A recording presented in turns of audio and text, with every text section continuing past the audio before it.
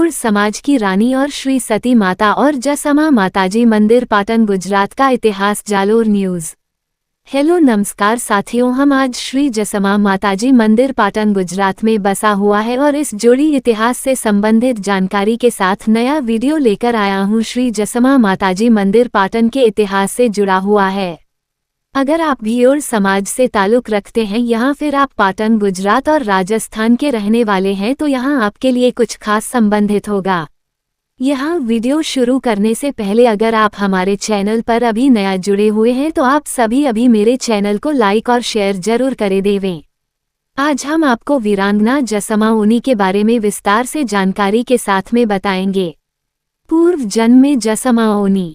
जसमा ओनी पूर्व जन्म में इंद्रसभा की एक अप्सरा थी। एक ऋषि का तप भंग करने के लिए उसे मनुष्य का अवतार लेना पड़ा। एक बार स्वर्गलोक के राजा इंद्र का इंद्रासन डोला। उसे लगा कि पृथ्वी पर कोई मनुष्य उसके ऊपर नजर गड़ाए हुए है। उसी समय नारद मुनि भ्रमण करते हुए आते हैं और बताते हैं कि महाराज, गंगा के किनारे अगस्त्य ऋषि के शिष्य नाला ऋषि घोर तप कर रहे हैं और उनकी तपस्या अब समाप्त होने ही वाली है, जिसके तपोबल से आपका इंद्रासन छिन सकता है। ऐसा सुनकर इंद्र ने सोचा कि अब तो मुझे स्वर्ग से पृथ्वी पर जाकर नाला ऋषि के तप को भंग करके इंद्रासन बचाना होगा। इंद्र ने अपनी चाल से नाला ऋषि के तप को भंग करने के लिए स्वर्ग से अप्सराओं को बुलाया और कहा, हे सुंदरियों, इंद्रासन की आबरू अब तुम्हारे हाथ में है। इस ऋषि का मन लुभाओ, इसका ध्यान भंग करो, इसकी तपस्या भंग कर सको तो तुम्हें मुंह मांगा फल मिलेगा। इस कार्य के लिए नीलम, लीलम और कामकुंडला नाम की परियों को लगाया गया। तीनों परियां अपनी अपनी अदाओं से नाच गाकर ऋषि के ध्यान समाधि को भंग करने लगी। तपस्या में लीन ऋषि के कानों में अंशाती उत्पन्न होने लगी। अपने गानों में अप्सराएं ऋषि को जटाधारी, जोगीधारी, मुनिराज, कमंडलधारी, अलबेले ऋषि आदि कहकर संबोधन करने लगी। नीलम और लीलम नाच गान में बहुत ही माहिर थी और तीसरी परी कामकुंडला ऋषि की प्रतिक्रिया गौर से देख उनके गीत के अनुकूल अभिनय करने लगी। माता ऋषि ध्वनि की लहरों में तल्लीन हो आनंद विभोर होकर खोलते हैं और परियों को देख पूछते हैं कि तुम कौन हो। नीलम परी आती है कि मैं नीलम परी हूँ। जोगीराज लीलम परी कहती है, मैं लीलम का ही नाला ऋषि तीसरी परी से पूछते हैं कि तुम्हारा क्या नाम है। तीसरी चरी में बताया, कामकुंडला। शीलम परी ने कहा, महाराज, हम सब आपकी सेवा में प्रस्तुत हैं। मैं गाऊनी, ये लीलम परी बजाएगी और कामकुंडला नाचेगी। ऋषि ने कहा, तुम जा सकती हो, केवल यहाँ कामकुंडला रहे। कारकुंडला ने कहा, मुनिराज, मैं अकेली यहाँ नहीं रहूंगी। नाला ऋषि ने कहा, एरी, सत्य की खोज में मैं इधर उधर भटक रहा था, तब गुरुदेव की आज्ञा से अपने लक्ष्य प्राप्ति के लिए मैंने तप का आरंभ किया था। मेरी साधना एक दिशा में स्थिर हो रही थी, तब तुमने आकर दिशा पलट दी है। अब तुम ही नई दिशा का सृजन कर सकती हो। नई साधना में सहयोग देकर मुझे अपने लक्ष्य की ओर ले जा सकती हो। कामकुंडला, यह क्या कह रहे हो मुनिराज? क्या महान तपस्वी विफल रहा है? आपको ऐसा करना शोभा नहीं देता। नाला ऋषि, सुंदरी, तुमने मेरी पांचों इंद्रियों को जगाकर ज्ञान विज्ञान के अंतर्द्वार खोल दिए हैं। कामकुंडला सहज भाव से कहती है, महाराज, मैं सौंदर्य को परम उपासक और आप ऐसे जड़जोगी। मेरा आपका मेल नहीं हो सकता। नाला ऋषि ने उत्तेजित होकर कहा, तू मुझे जड़ समझती है। आंतरिक सौंदर्य का तुझे ज्ञान नहीं है। स्वर्ग में रहकर तेरी चेतना निस्तेज हो गई है। जा मृत्यु लोक में जाकर मानव पुरुषार्थ का अनुभव कर। मैं तुझे श्राप देता हूँ, गरीबोड जाति में तेरा जन्म होगा और तुझे पति मिलेगा, कुरूपोड। कामकुंडला, बस कीजिए ऋषिराज। रस भोग के सपने देखकर भी आप मुझे अपनी वासना तृप्ति का केवल साधन मात्र ही मानते हो। ओ नीरस, अभिमानी तपस्वी, इंद्रसभा की इस अप्सरा का श्राप भी सुन लीजिए। जिस जीवन मरण के चक्र से आप बचना चाहते हैं, इसमें आप पुनः प्रवेश करें और जिस रूप के पीछे पागल होकर आपने अपना तप भंग किया है, उस रूप के आप ही पति बने, करूपोड आप बने। नाला ऋषि पल भर के लिए आश्चर्यचकित होकर कहते हैं, तथास्तु। इस प्रकार नाला ऋषि का जन्म रूपा जी उर्फ रूराराम ओड और कामकुंडला का जन्म जसमा ओनी के नाम से होता है। जसमा का जन्म। जसमा का जन्म सोरठ काठियावाड़ के दलाजी ओड के घर हुआ था।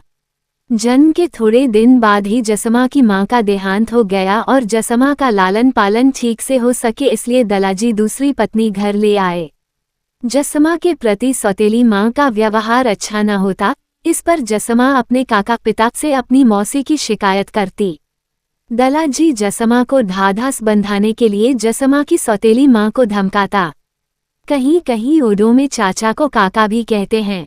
प्रारंभ से ही ओड घर बनाने, तालाब खोदने व मिट्टी के कार्य करने में माहिर माने जाते हैं और जहां भी किसी दूसरे गांव में तालाब या जोहरी खोदने की जरूरत पड़ती तो ओडों को इस काम के लिए बुलाया जाता था। ओड अपने अपने कबीलों में एक स्थान से दूसरे स्थान पर काम की तलाश में चलते रहते थे।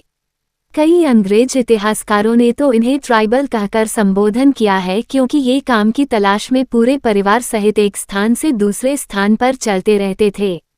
जहां भी काम मिला वहीं पर डेरा डाल लेते थे और जब तक काम पूरा नहीं होता था पूरे परिवार सहित वहीं रहते।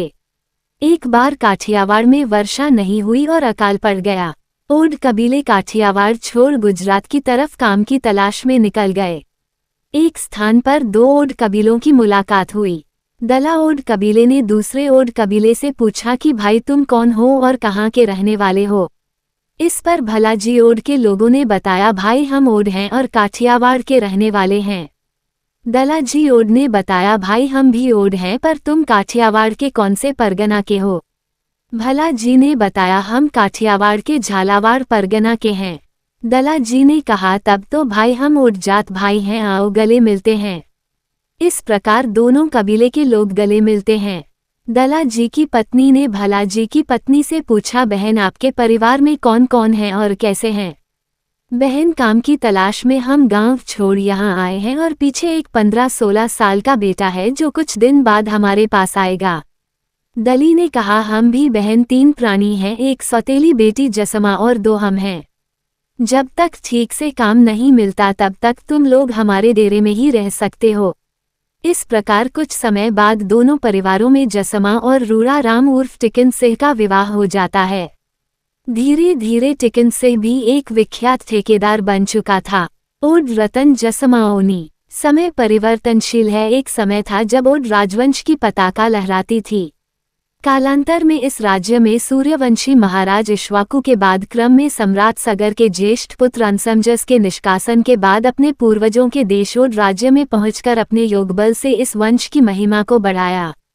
आगे चलकर इन्हीं के वंशज भागीरथ स्वर्गवासिनी गंगा को भूतल पर लाने से विश्व प्रसिद्ध हुए और इनके वंशज भागीरथ भी कहलाए।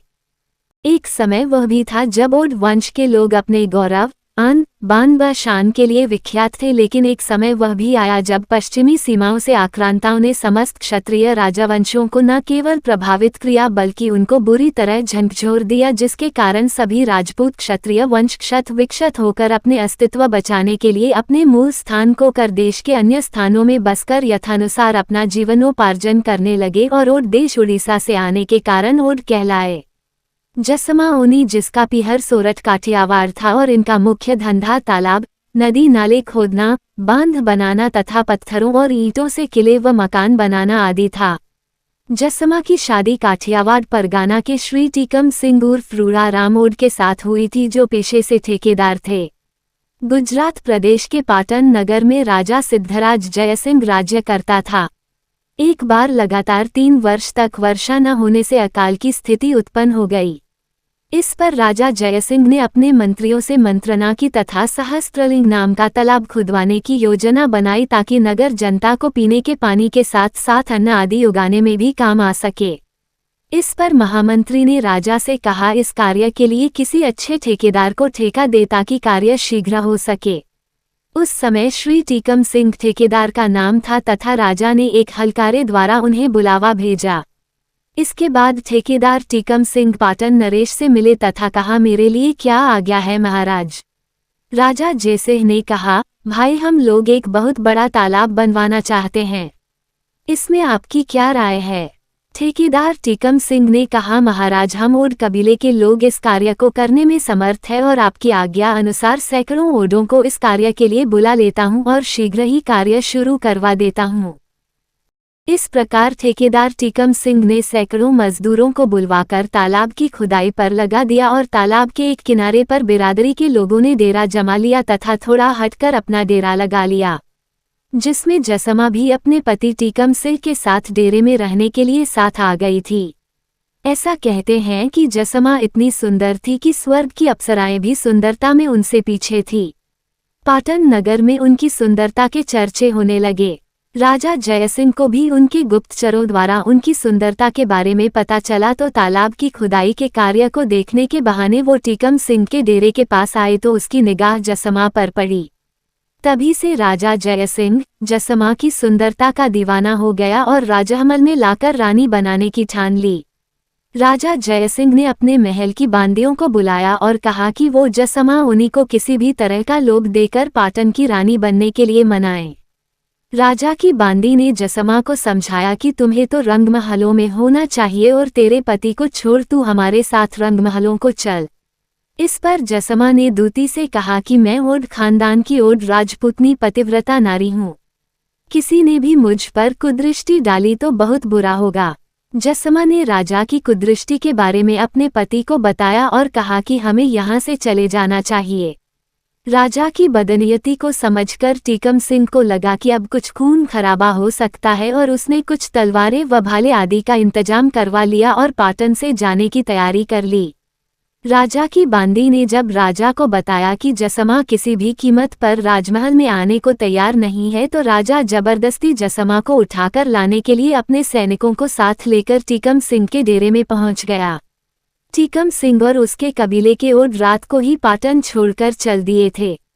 राजा ने पीछे से आकर ओडों को घेर लिया और जसमा को साथ चलने के लिए कहा। इस पर जसमा ने दो टूक कहा, मैं अपने सतीत्व पर आंच न आने दूंगी, चाहे मुझे अपनी जान से हाथ ही क्यों न धोना पड़े। हम यहाँ तालाब बनाने के लिए आए थे, न कि अपनी आबरू लुटाने। इतने में ही ओडों ने अपनी अपनी तलवार खींच ली और जयसिंह की सेना पर टूट पड़े। वीरांगना जसमा में न जाने कहाँ से शक्ति आ गई और मैं अपने पति व अपने कबीले के लोगों के साथ मिलकर चंडी का रूप धारणा कर सैनिकों का नरसंहार करती रही। लड़ाई अब भी चल रही थी कि किसी ने पीछे से टीकम सिंह की पीठ में तलवार घोंप दी, जिससे टीकम सिंह के शरीर से खून की धार फूट पड़ी, जिसे देख जसमा ने भी लड़ते लड़ते टीकम सिंह के पास जाकर अपनी तलवार अपने सीने में उतार ली और मौत को गोद में जा गिरी। मरते मरते जसमा ने राजा जयसिंह को श्राप दिया कि तेरे इस तालाब आने में कभी पानी नहीं रुकेगा, क्योंकि तूने एक पवित्र स्त्री का वध किया है। उसी समय से पाटन के इस तालाब में कभी पानी नहीं रुका, जो अभी भी हमेशा से खाली पड़ा है। अपने बिरादरी के बचे हुए ओडों से कहा कि यदि कोई ओड वंश का राजपूत मेरी बात सुन रहा हो तो हम दोनों को एक साथ ही जला देना, ताकि मैं अपने पति देव के पास पहुंच जाऊं। तभी से जसमा को सती जसमा माता के नाम से संबोधित किया जाता है। गुजरात की प्रसिद्ध लेखिका शांता गांधी ने तो अपनी पुस्तक में सती जसमा के नाम से लिखा है। किसी लेखक ने उनके जौहर को देख वीरांगना जसमा तो किसी ने पत्नी धर्म की रक्षा के लिए पतिव्रता जसमा से संबोधित किया है। ब्रह्म पुराण में वर्णित ओड्डू देश उड़ीसा के ओडर राजा के पश्चात जसमा ओनी के साथ घटी इस घटना ने ओडों को दोबारा से एक मंच पर आने का अवसर प्रदान किया है। अगर आपको यह वीडियो पसंद आया हो तो इसे लाइक और शेयर जरूर करें। हमारे चैनल को सब्सक्राइब करना न भूलें ताकि आप आगे भी ऐसे ही रोचक वीडियो देख सकें। धन्यवाद।